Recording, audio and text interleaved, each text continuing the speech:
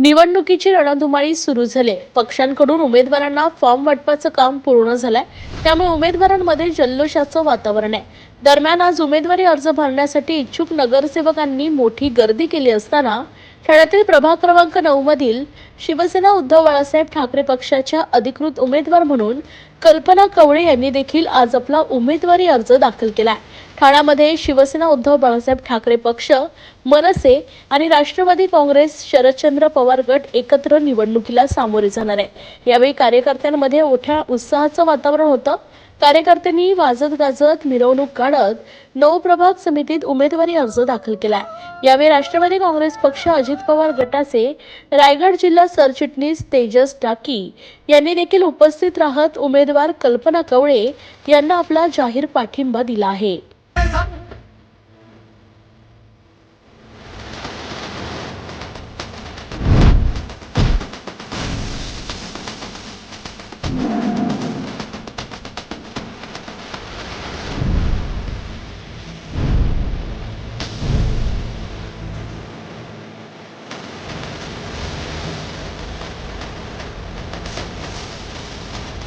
मी सौ कल्पना कवळे, उद्धव बाळासाहेब ठाकरे पक्षातनं आहे.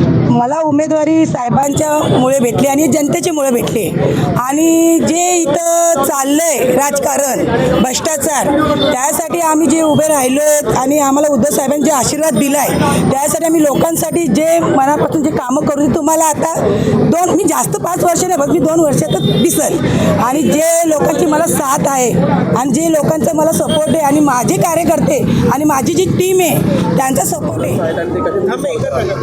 आमचे इकडे प्रॉब्लेम एवढे आहेत की इथं कचरा डम्पिंग आहे आणि जो सकाळी कचरा पडतो तो रात्रीपर्यंत उचलत जात नाही आहे. आम्ही प्रभाग समिती, महापालिके जे तक्रारी जे आमचे फायली गेल्या त्याच्यावरती लक्ष दिलं.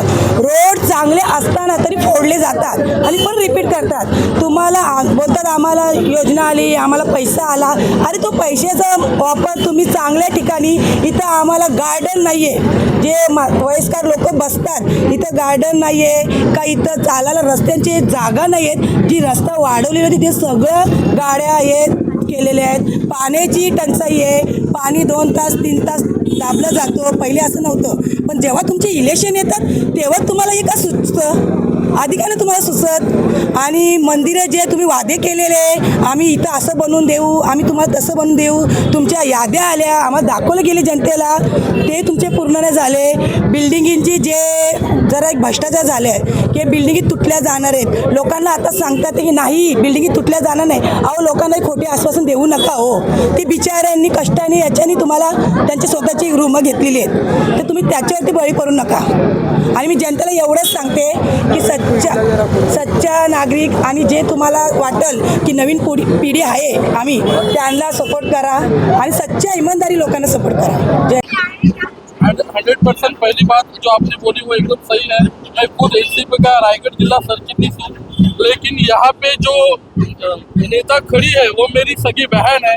मेरी बहन उबाटा और मनसे के गुट से खड़ी है और मैं मेरे बहन को सपोर्ट करने के लिए यहाँ पे आया हूँ. जब मुझे पता चला कि मेरे बहन को उबाटा गढ़ से ये टिकट मिला है, दीदी ने मुझे बताया कि आपको अर्ज भरने के लिए आना ही पड़ेगा.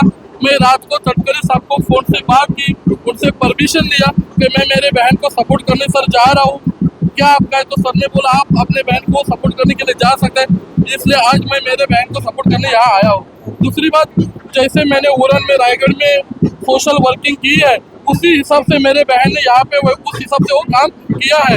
तो मुझे लगता है मेरे बहन का 100% विजय होने वाला है. और मैं सारे कलवा वासियों को भी रिक्वेस्ट करना चाहता हूँ कि मेरे बहन को एक बार मौका दो. यहाँ की जो भी समस्या है वो 100% सॉल्व करके दिखा दी.